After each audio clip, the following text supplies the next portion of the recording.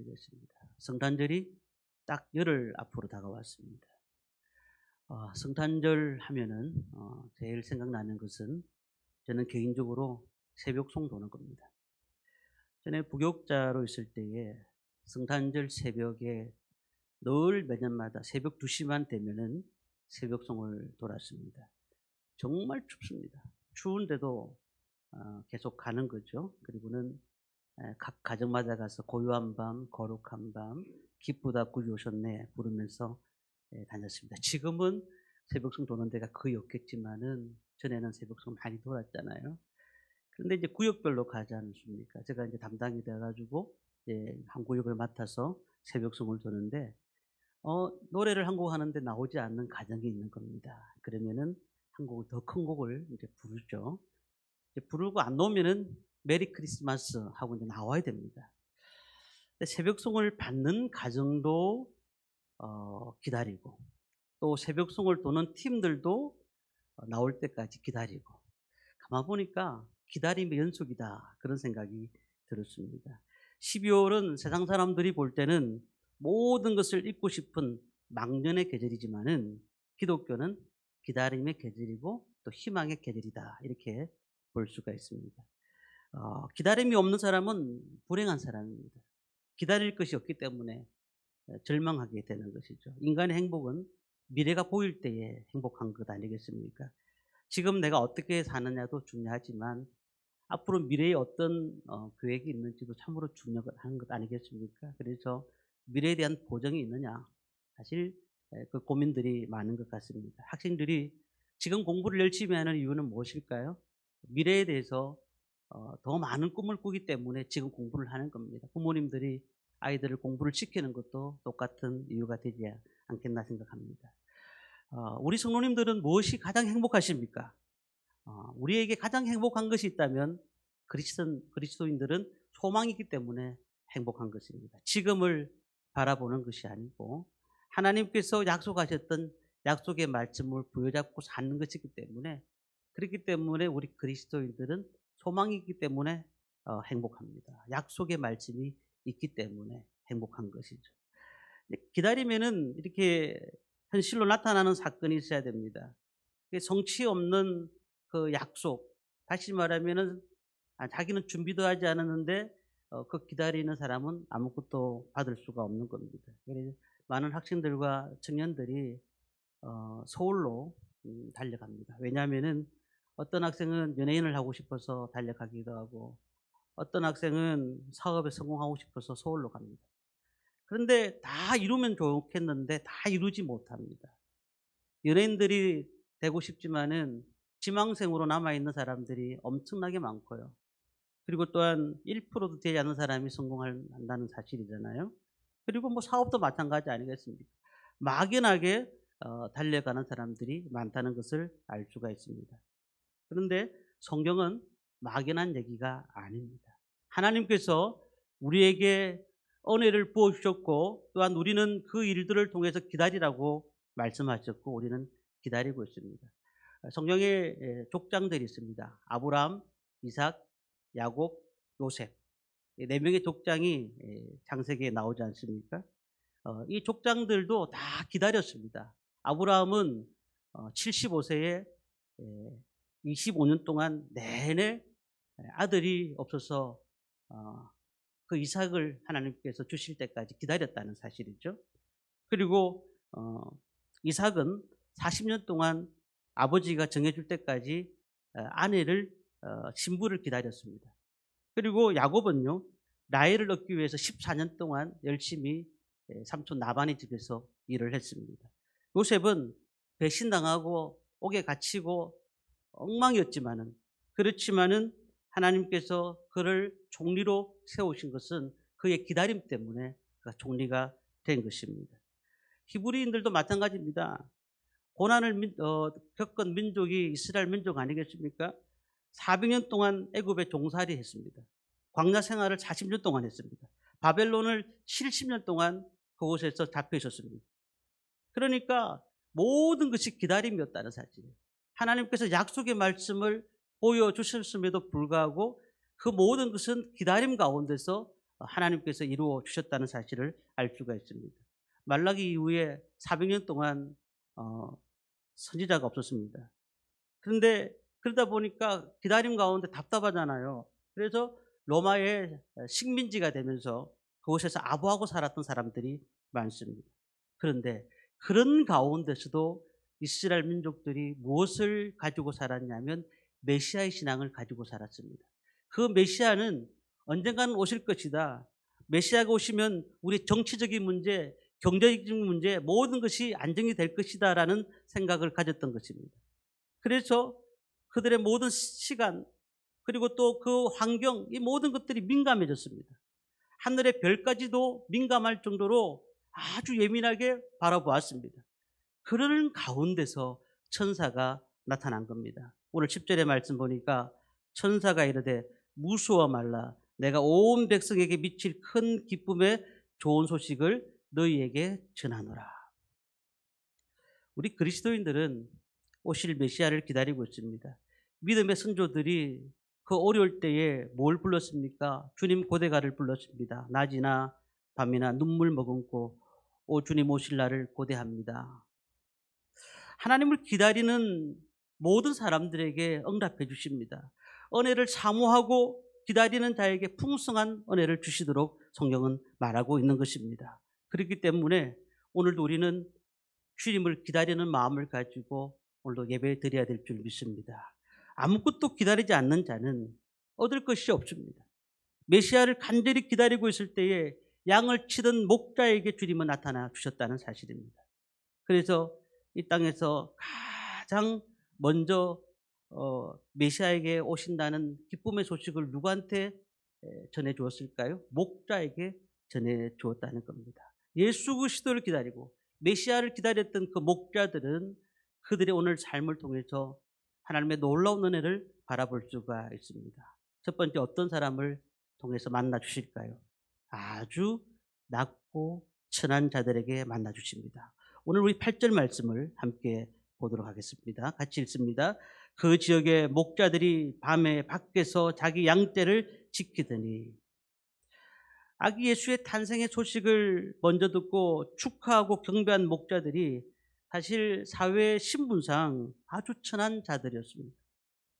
유대인들이 양치던 관습으로 볼 때에 그들은 어떻게 보면은 맹수에게 물려 죽을 수도 있는 그런 위치에 있는 사람들입니다. 다시 말하면은 양보다도 하찮게 여기는 사람들이 목자였던 것이죠. 그런데 하나님께서는 그 목자에게 찾아오셨다는 것이죠. 구주의 탄생을 목자에게 먼저 알려주셨다는 사실입니다. 하나님께서는 이렇게 사람들이 볼 때는 무관심하고 또한 없이 보이고 힘들어 보이는 자들도 찾아오셔서 그들을 통해서 하나님의 일을 하시는 것을 보게 되는 것입니다. 우리 주위에 어떤 사람이 주님을 찾습니까?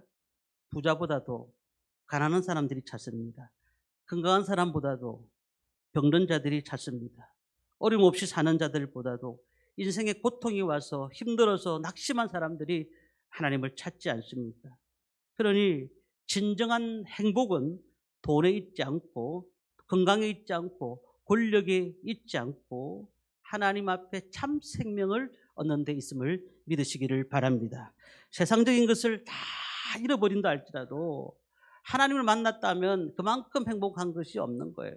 그래서 세상을 얻는 것보다도 하나님을 얻게 되는 것을 감사하셔야 돼요. 우리가 직장도 중요하지만은 직장보다 더 중요한 것은 하나님을 믿게 한 것이 얼마나 감사한지 몰라요. 사람들, 좋은 사람들을 만나는 것보다 더 중요한 것은 하나님 만난 것에 감사하시기 바랍니다. 예수를 만남이 인생을 바꿔놓아요. 우리가 어떤 사람이냐가 중요한 것이 아니에요. 하나님 앞에 우리가 어떤 모습으로 나왔느냐가 중요한 것이죠. 동물 프로그램을 보면은 강아지를 키울 수 없어가지고 어떤 사람이 동물을 밖으로 보냅니다. 버립니다. 그런데 이 강아지가 신기하게도 그곳에 가면은 계속 그 자리에 그 주인이 버렸던 그 자리에 계속 있는 거예요. 그 강아지는 어떤 일이 있어도 배가 고파도 밥을 먹고는 또 그 자리에 혹시 주인이 올까 싶어서 기다리고 있는 거예요. 그게 동물 전문가들이 그러는 거죠. 그 강아지는 주인을 기다리고 있는 거다. 주인은 버렸지만은 그 강아지는 주인을 기다리고 있다. 오늘 우리가 어떤 소망을 가지고 살아가십니까? 천국의 소망을 가지고 살아가고 계십니까? 북한의 모퉁이돌 선교회 담당하시는 목사님 이상 목사님이 계십니다. 그 이상 목사님이 그런 얘기를 하셨어요. 북한의 기독교인들은 크게 찬송하는 것이 소원이라는 것이죠. 항상 만나고 헤어질 때마다 우리 천국에서 만나자. 어떻게 될지 모르니까 그렇게 말하며 살아간다는 것 아니겠습니까? 근데 우리가 이 땅에서 그런 분들을 바라보면서 참으로 주님을 기다리는 마음들이 우리와 같을까요? 얼마나 절실하게 기다리겠습니까? 얼마나 절실하게. 하나님께서는 그렇게 마음이 가난한 사람, 그리고 그 힘든 자들을 찾아오시고 위로하시고 은혜를 주신다는 사실입니다. 그러니 어떤 분들 그런 얘기를 하죠. 나는 아무 필요 없다. 나는 내 방식대로 산다. 내 힘과 능력을 가지고 사는 거지. 그래서 인생을 성공적으로 이끌면 되는 것이지. 그냥 뭐 꼭 하나님을 만날 필요가 있느냐라는 생각이 있는 사람들이 있습니다. 그러나 우리가 정말로 어려움을 당해 보십시오. 정말로 힘든 상황이 겪어보십시오. 그렇다면은 우리는 그렇게 기도할 수밖에 없습니다. 주님 없이는 살 수 없습니다. 주님 나의 인생의 전부이십니다. 주님만이 행복이요 기쁨이 됩니다. 오늘 주님 저를 만나 주시옵소서. 저 손을 잡아 주시옵소서. 이렇게 기도가 나올 수밖에 없는 거예요. 왜냐하면은 대부분 그런 마음들이 드는 사람들은 자기의 가난한 마음에서 나오거든요. 자기의 처절한 마음에서 그렇게 나오는 것이거든요. 들에서 양을 치던 목자들, 사람들이 알아주지 않는 목자들이 그 천사가 찾아와서 그 예수님의 탄생하심을 알렸던 모습을 보면서 오늘도 우리가 마음이 겸손함으로 주님 앞에 우리 모습들이 어떠한 모습으로 서 있는가 늘 바로 서서 주님 만나시기를 주님의 이름으로 축원합니다. 바울이 고린도 교우들에게 이렇게 말합니다. 고린도전서 1장 26절에 보면은 형제들아 너희를 부르심을 보라. 육체를 따라 지혜로운 자가 많지 아니하며 능한 자가 많지 아니하며 문벌 좋은 자가 많지 아니하도다. 하나님께서는 사람을 선택하시며 사용하시는 기준이 뭘까요? 약한 자들을 쓰신다는 겁니다. 그리고 사용하신다는 겁니다. 하나님 없이도 살 수 있다라고 생각하는 사람들은 절대로 들어서지 않으십니다. 주님은 그들에게 관심을 갖지 않으십니다. 오늘 우리는 우리의 삶에 주님이 필요합니다. 하나님밖에 없습니다. 라고 고백할 때에 주님께서 우리 인생에 놀라운 은혜를 주실 줄 믿습니다. 저는 지난주에 시차례를 갔다 왔습니다. 근데 저희 김해 시찰이라고 말하면 되겠죠. 이게 김해 시찰인데 한 교회가 또 문을 닫는 청원수가 올라왔어요. 문을 닫으면은 폐쇄 청원수를 올려야 되니까요. 올라왔습니다. 근데 작은 교회 목회자들 정말 바둥바둥 하면서 죽으라고 막 하는 거죠. 막 전도하고 양육하고 양육했는데 또 다른 교회 가겠다고 가시는 분들도 있고요. 그러다가 이제 안 되니까 한 교회 목사님들이 작은 교회 두 교회가 이렇게 한 거죠. 한 교회를 밀어주자. 합병을 하고 나는 목회를 안 하겠다. 그래서 이제 합병이 된 거예요. 근데 참 마음이 너무 그 정원수를 보면서 마음이 안 좋더라고요. 두 교회에서 두 개 다 자립이 안 되니까 한 교회라도 힘드니까 한 교회를 밀어주자 하면서 내가 그만두겠습니다. 한 거잖아요. 어떤 목사님이 그런 얘기를 하세요. 자기가 지금 위임을 받아가지고 잘 하고 있는 목사님이신데 전에 처음에 개척을 할 때 한 5년을 개척을 했대요. 개척을 했는데 개척을 5년을 했는데 울산에서 개척을 했는데 개미 새끼 한 마리가 안 오더라는 거예요. 정말로 안 되구나. 야, 안 되구나. 왜 이렇게 안 되냐. 자기는 대학도 좋은 대학을 나왔어요. 이름만 되면 아는 대학을 나왔어요. 그리고 똑똑해요. 말씀도 잘 전해요. 안 된다는. 그리고는 이력서를 넣고 위 목사로 갔어요. 저는 그 모습들을 보면서 그런 생각이 들어요. 우리 교회가 개척교회잖아요. 개척교회 시작했고 지금은 작은 교회지만은 작은 교회 심정을 알기 때문에 우리가 작은 물질이지만 성교비를 드리는 거예요. 작은 교회이기 때문에 우리가 어렵기 때문에 다른 사람이 어려운 마음들을 우리는 이해가 되는 거잖아요. 오늘 목자가 가장 낮은 사람이라고 말씀드렸어요. 그 당시 신분으로 봤을 때. 그런데 하나님께서 누구를 찾아오셨을까요? 메시아가 올 것이라는 것을 그 목자에게 먼저 알려주었다는 사실입니다. 그러니 주님이 어떤 사람을 찾으실까요? 가장 낮은 사람, 가장 부족한 사람, 그냥 연약한 사람을 통해서 하나님은 지금도 일하고 계신 걸 믿으시기를 바랍니다. 메시아를 기다리는 목자는 어떤 사람일까? 오늘 8절 말씀을 다시 한 번 더 읽겠습니다. 같이 읽습니다. 그 지역의 목자들이 밤에 밖에서 자기 양떼를 지켰더니, 목자들이 무슨 일을 하죠? 양떼를 지켰다. 이 말은 무슨 얘기일까요? 밤이나 낮이나 그 사람은 성실하게 그 양떼를 지키는 일을 했다는 것입니다. 감독하는 사람이 없어도 한밤중이라도 열심히 자기가 맡은 양떼를 지켰다는 겁니다.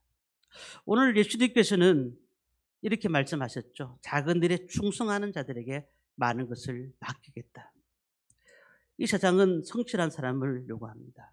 대단한 능력이 있는 사람, 그 사람이 모든 것을 해결하는 사람들이 아니라 우리는 부족하지만 그러나 꾸준히 그 일들을 감당하는 사람, 그 자리에서 누가 알아주지 않는다 할지라도 그 일들을 감당하는 사람을 지금은 하나님은 찾고 계신다는 겁니다.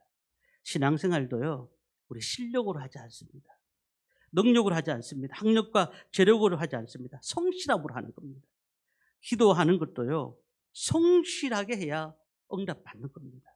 한 달 딱 기도 작정하고 한 달만 기도하는 것이 아니고 꾸준히 기도할 때, 꾸준히 그 일들을 왜 기도할 때에 하나님께서 왜 응답하지 않으시겠냐는 것이죠. 피곤해도 힘이 들어도 정말 직장 생활을 해도 비가 와도 또 눈이 와도 꾸준하게 기도할 때에 하나님은 그들의 성실한 기도를 응답하시고 감동하신다는 겁니다.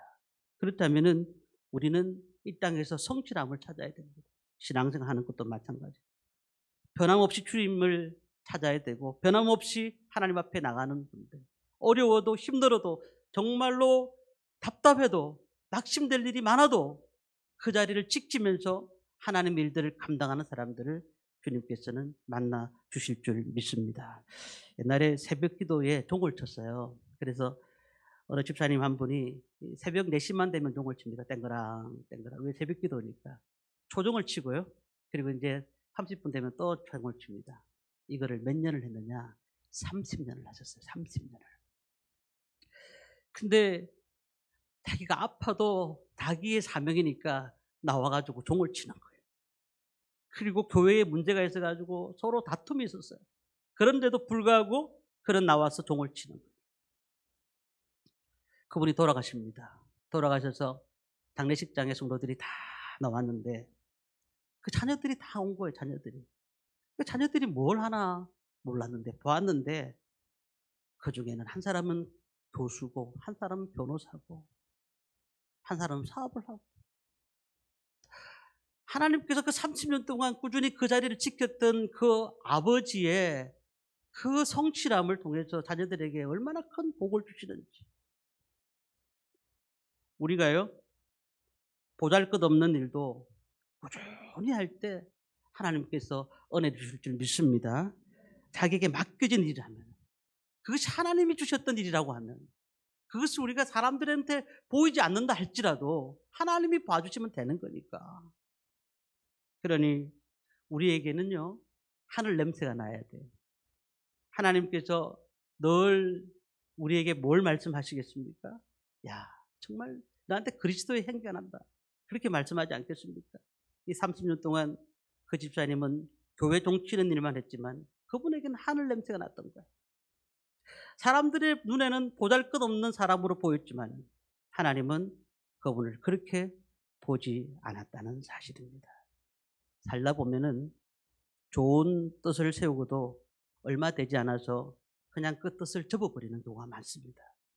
그런데 어떤 분은 처음 뜻을 굳게 유지해서 삶의 열매를 거두는 사람도 있습니다. 오늘 우리 하나님께서는 어떠한 사람들에게 문을 열어주실까요?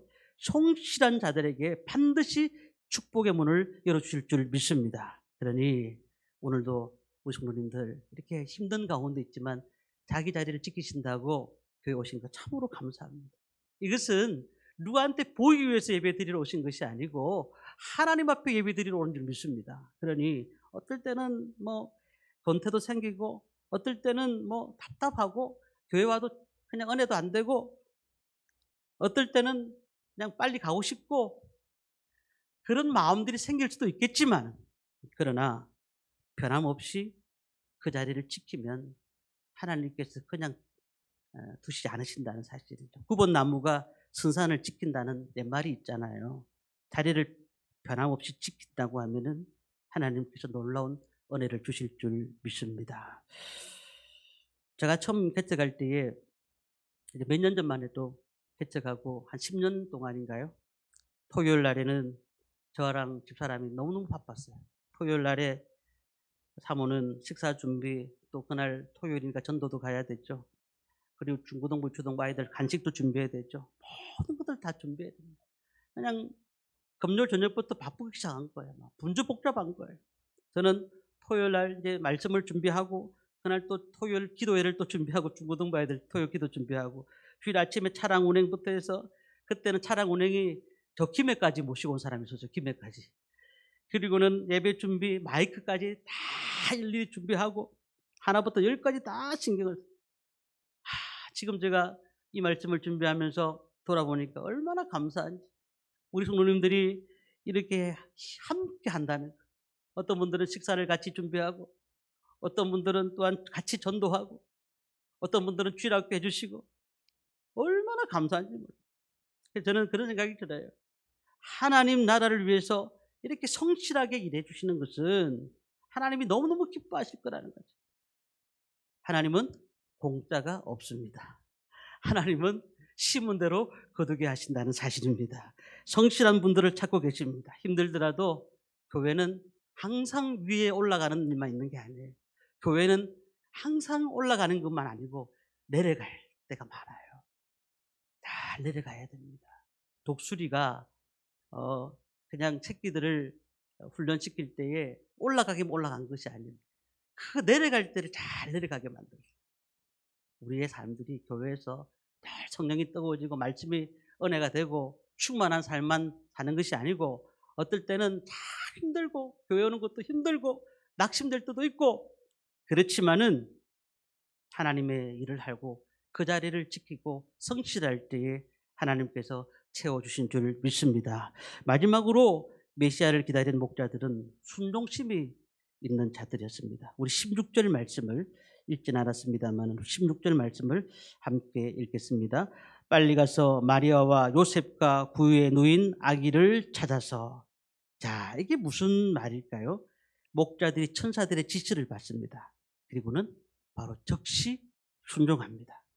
유대인의 왕이요 인류의 구주인 그리스도께서 촌동네인 베들레헴에서 그것도 말구에서 태어난다는 사실 누가 봐도 어려운 얘기지만은 이 사실을 듣고는 한시도 지체하지 말고 서둘러 달려갔다는 겁니다. 알리기 위해서.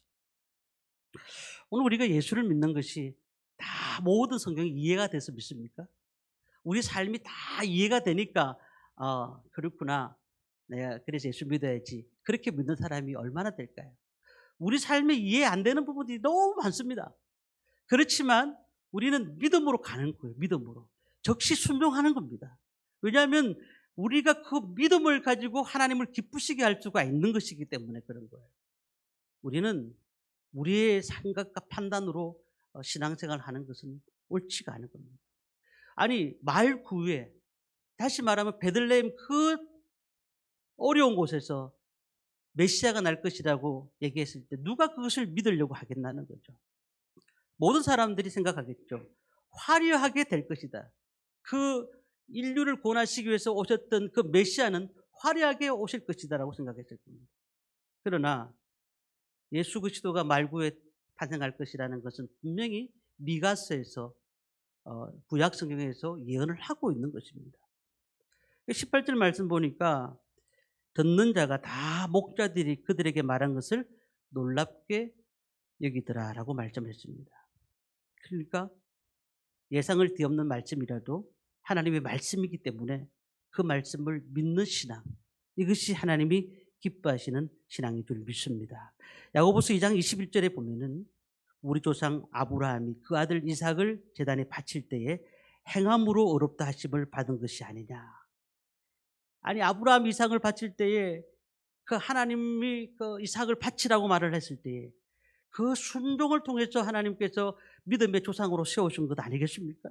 그래서 야고보서 2장 17절에 이렇게 말합니다. 이와 같이 행함이 없는 믿음은 그 자체가 죽은 것이라. 우리는 믿음이 행함을 가져야 됩니다.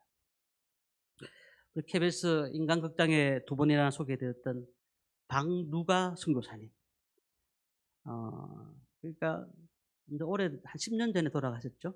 그분이 필리핀의 의료 선교사로 가셔서 복음을 전하는데 위암과 췌장암이 있었습니다. 그런데 필리핀 현지에서 치료를 하는데 자기가 죽을 똥말똥 하면서 얼마나 많은 사람을 고쳤습니까? 58세에 그가 천국 갔지만은 그 아픈 만큼 사랑한다는 그 한국 영화가 나왔잖아요. 근데 정말로 자기의 삶의 인생을 다 드린 거예요. 자기 인생을 다. 왜냐하면 행함이 없는 믿음은 죽은 믿음이라는 거예요. 내가 지금까지 나보다 남을 더 사랑한다는 그 말씀을 순종해야 되겠다. 하나님이 사랑하는 그 마음을 주시옵소서. 그래서 필리핀 가서 자기의 생애를 드린 거 아니겠습니까? 아까 시찰의 말씀을 드렸습니다만 우리 시찰 안에서도 아프신 목사님이 계십니다. 목사님 한 분이 췌장암 4기입니다. 근데 항암 20차까지 하셨어요. 이제는 지난주에 들어보니까 물을 삼킬 수가 없어요. 그런데 시찰에 오지도 못하고 병원에서 물도 못 마시고 계시는데 갑자기 연락이 왔어요. 연락이 와서 목사님들 나를 위해서 너무 많이 기도해 주셔서 감사합니다. 그러면서 수요일날, 다음 주 수요일날 식사를 대접하겠습니다. 자신은 먹지도 못하는데 목사님 기도하신 것이 너무너무 감사해서 식사를 대접하겠다. 우리가 그 밥이 넘어가겠습니까? 그런데 무조건 해야 된대. 그래야 나를 사랑하는 것이고 나를 도와주는 것이다. 그러면서 또 하는 말이 지금까지 자신이 삶의 죽음 앞에 서니까 나 때문에 상처받은 사람이 누군가가 자꾸 생각이 나더래요. 그 사람한테 전화를 하고 혹시 물질에 문제가 있어 물질도 갚아주고. 야, 그분이 1년 전인가요? 1년 조금 넘었네요. 췌장암에 걸려서 지금까지 투병생활 하셨는데 저는 그런 생각을 합니다. 우리는 믿음은 이게 말씀으로 듣는 것으로 끝나는 것이 아니고 행함이 따라야 된다는 거예요. 우리 예수 믿는 사람들은 우리 그리스도의 향기가 나타나야 된다는 것입니다. 진실된 믿음의 사람들은 하나님의 음성에 귀를 기울이고 순종함으로써 하나님의 뜻을 이루어가는 겁니다. 오늘날의 선교사님들도 오지를 찾아다니면서 복음을 전하고 있습니다. 자기들이 얼마나 많이 배웠느냐, 자기들이 얼마나 많은 재산을 가지고 있느냐가 중요한 것이 아니고 모든 것을 많은 어려운 사람들을 위해서 사용하고 있다는 것입니다. 오늘 우리는 이 말씀을 통하여서 정말 우리의 삶들이 네, 그렇습니다. 주님, 내가 순종하겠습니다. 우리가 그런 믿음을 가지시기를 바랍니다. 말씀을 마치겠습니다. 지금 여러 가지 정치적으로 또한 경제적으로 혼돈된 상태에 있지 않습니까? 우리는 어떤 리더자가 와가지고 이 나라를 바꿨으면 좋겠다고 생각하는 것은 우리는 안 됩니다. 이제는 예수님께서 이 나라에 오셔야 되고 이 민족 가운데 오셔야 되고 우리 삶에 오셔야 될 줄 믿습니다. 우리가요, 예수님이 오실 때 어떤 사람들에게 오셨다고 말씀하셨죠? 낮고 천한 겸손한 믿음을 가진 목자들 통해서 말씀하셨고 자기의 성실하고 믿음으로 즉각적으로 순종하는 자들을 통해서 일하셨다고 말씀을 하고 있습니다. 오늘도 우리가 이 얼마 남지 않은 성탄절 앞에서 우리가 주님을 정말 기다리고 있는가? 내 믿음은 바른 믿음인가? 내 삶은 바른 삶인가? 돌아보면서 오늘도 깊이 생각하면서 주님 오시기를 기다리는 저와 성도님들 되시기를 주님의 이름으로 축원합니다.